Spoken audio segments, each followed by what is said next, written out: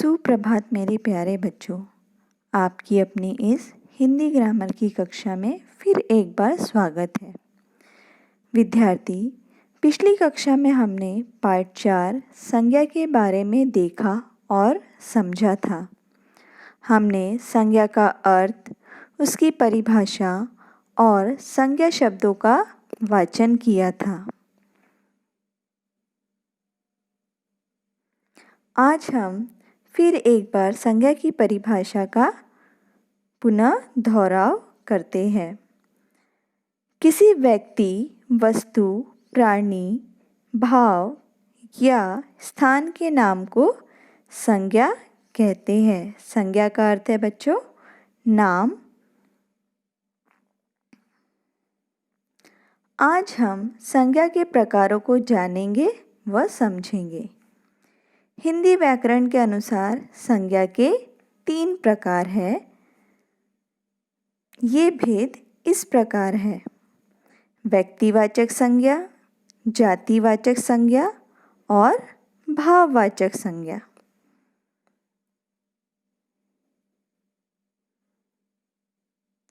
पहला, व्यक्तिवाचक संज्ञा। परिभाषा: जो शब्द किसी विशेष एवं निश्चित व्यक्ति, वस्तु व स्थान की जानकारी देते हैं, उन्हें व्यक्तिवाचक संज्ञा कहते हैं। जैसे डॉक्टर भीमराव अंबेडकर ने भारत के संविधान की रचना की। इस वाक्य में डॉक्टर भीमराव अंबेडकर एक विशेष व्यक्ति है। यहाँ हमने उनके नाम से उन्हें संबोधित किया है। दिखाई दे रहा है बच्चे? विशेष व्यक्ति के बारे में बातें की जा रही है। उसके बाद भारत का सबसे पहला वेद ऋग्वेद है। भारत का सबसे पहला वेद ऋग्वेद है। विशेष वस्तु, ऋग्वेद क्या है? विशेष वस्तु। ऋग एक वेद है जो कि लिखित रूप में मौजूद है। ऋग्वेद एक विशेष पुस्तक है। क्या है? विशेष पुस्तक है। उसके बाद जामा मस्जिद दिल्ली में स्थित है। जामा मस्जिद दिल्ली में स्थित है। निश्चित स्थान, यहाँ किसके बारे में बातें की जा रही है? निश्चित स्थान के बारे में।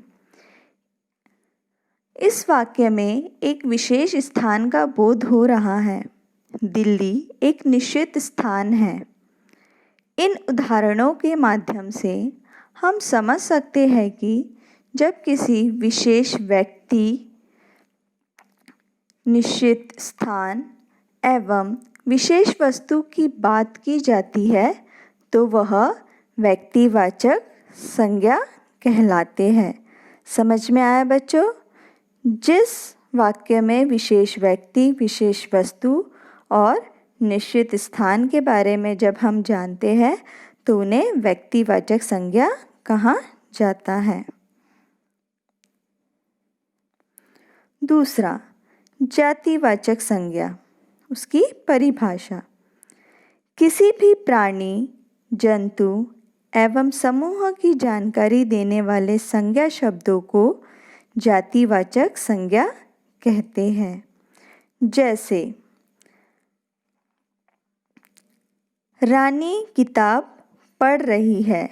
रानी किताब पढ़ रही है।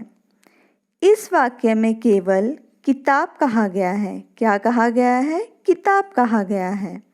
अर्थात वो कोई भी किताब हो सकती है। यहाँ पुस्तक के पूरे समूह की बात की गई है। यहाँ कोई विशेष वस्तु की जानकारी दी जा रही है क्या? नहीं, सिर्फ किताब कहा गया है, चाहे वह कोई भी किताब हो सकती है। उसके बाद बच्चे विद्यालय जाते हैं। बच्चे विद्यालय जाते हैं। विद्यार्थी, इस पंक्ति में केवल बच्चे कहा गया है, अर्थात किसी विशेष बच्चे के बारे में नहीं, अपितु सभी बच्चों की बात की गई है।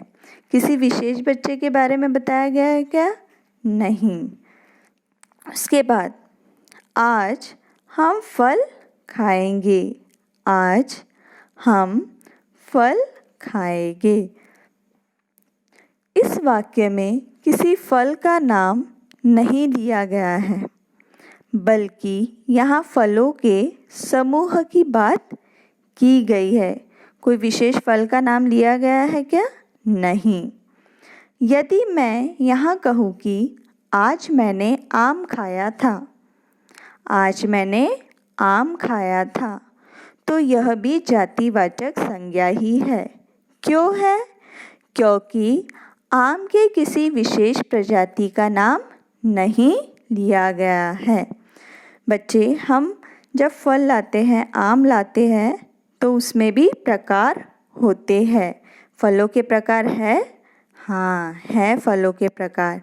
इसलिए यहाँ पे फलों के प्रकार नहीं दिए गए हैं, सिर्फ फल कहा गया है, इसलिए यह जातिवाचक संज्ञा है। उसके बाद भाववाचक संज्ञा, उसकी परिभाषा। जिन संज्ञा शब्दों से किसी व्यक्ति या वस्तु के गुण, दोष, दशा, अवस्था, धर्म आदि का बोध होता है, उन्हें भाववाचक संज्ञा कहते हैं।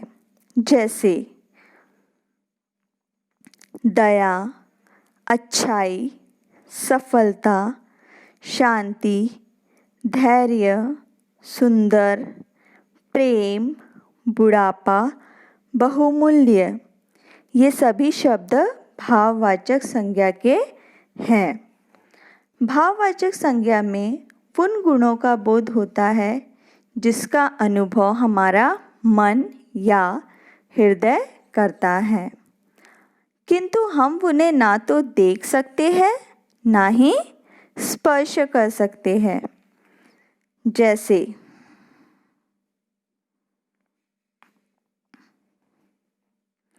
क्रोध, शत्रुता, आक्रोश, मिठास, मित्रता। हम इन्हें स्पर्श कर सकते हैं क्या? नहीं, हम इन्हें अनुभव करते हैं। भाववाचक संज्ञाएं 4 प्रकार के शब्दों से बनाई जाती है। विद्यार्थी, आपको पता है? भाववाचक संज्ञाएं 4 प्रकार के शब्दों से बनाई जाती है। इसके कुछ उदाहरण इस प्रकार हैं। जैसे जातिवाचक संज्ञा से, ये सारे शब्द भाववाचक संज्ञा के हैं। जैसे मित्र, मित्रता, मनुष्य, मनुष्यता, मजदूर, मजदूरी, देव, देवत्व, ममता, ममत्व, चोर, चोरी। इसके बाद सर्वनाम शब्दों से भाववाचक संज्ञा। स्व, सत्व, अपना, अपनापन, निजी, निजता, अहम, अहंकार, पराया, परायापन, सर्व, सर्वस्व। उसके बाद विशेषण शब्दों से भाववाचक संज्ञा। वीर, वीरता, खट्टा, खटास, आलसी, आलस्य, चालाक, चालाकी, गहरा, गहराई, गरम, गरमाई।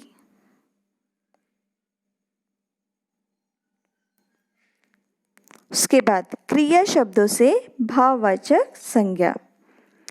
थकना, थकावट, जीतना, जीत, हंसाना, हंसी, सींचना, सिंचाई, लिखना, लिखाई, देखना, दिखावट।